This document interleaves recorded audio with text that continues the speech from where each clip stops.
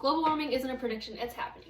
Think about this. All the time you spend sitting at home on your phone, not doing anything productive, you could be saving baby seals that are currently dying at this moment from melting glaciers. I'll be talking more about that later.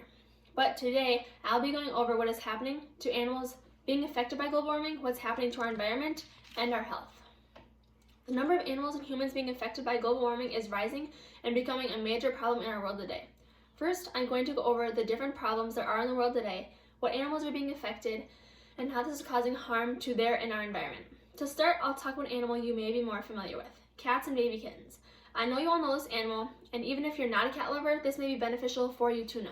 It has been found that there is an increasing number of kittens being brought into shelters. Statistics show that 30% more kittens have been brought into animal shelters since 2005 and 2006.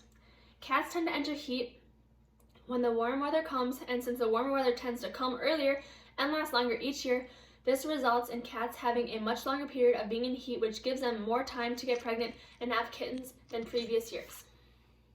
As long as we're talking about baby animals, I'll move right over to baby seals.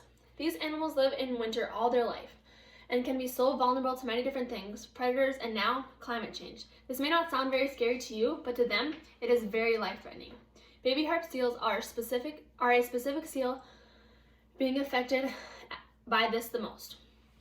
It affects them in their first few weeks of life, the time when they're their most vulnerable. What's happening is with the warmer weather coming earlier and earlier each year, the time the glaciers and icebergs give to expand is getting cut short. How does the warm weather affect the ice? That seems like a pretty easy answer. It's melting the ice. Yes, it is melting the ice, but not all the way through.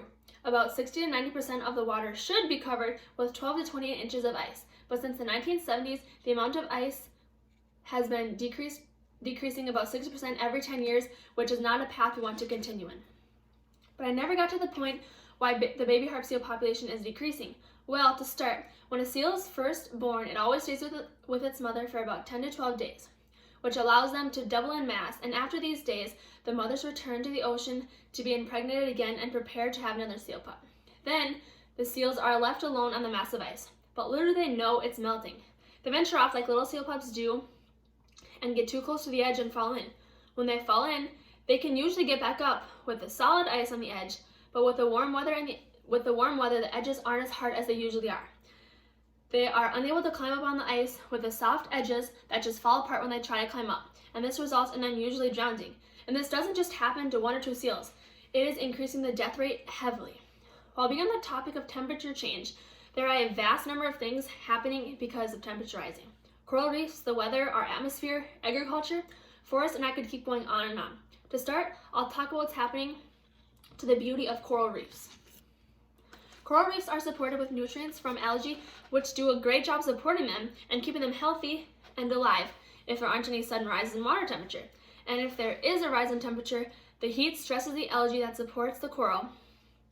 And when the heat gets to be too much, they end up leaving the coral. This causes the coral to lose its vibrant color, which is called bleaching, and leaves the coral to starve and eventually die.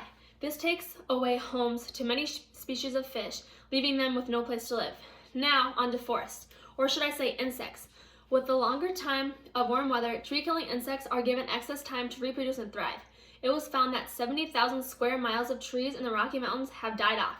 The only culprit in this situation are the tree-killing insects. These insects wouldn't be given enough reproduction time if the warm weather wasn't extended. With that being said, all those trees would still be standing if it wasn't for climate change.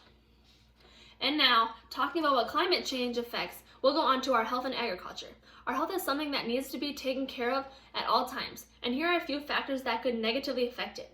The increase of warmer air temperature increases the formation of smog, and with the higher amount of smog in the air, it irritates the lungs and triggers asthma attacks, if you have asthma.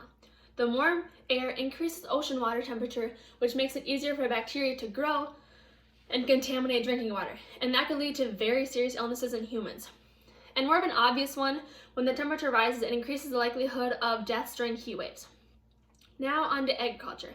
How well agriculture goes for a farmer depends a lot on regulated weather patterns.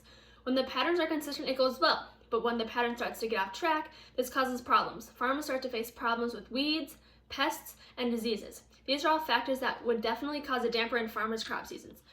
Today, I went over with you different problems caused by climate change there is in the world today. What animals are being affected and what is happening to their environment. In conclusion, we should really be more aware of what is happening to our world today associated with climate change. Thank you.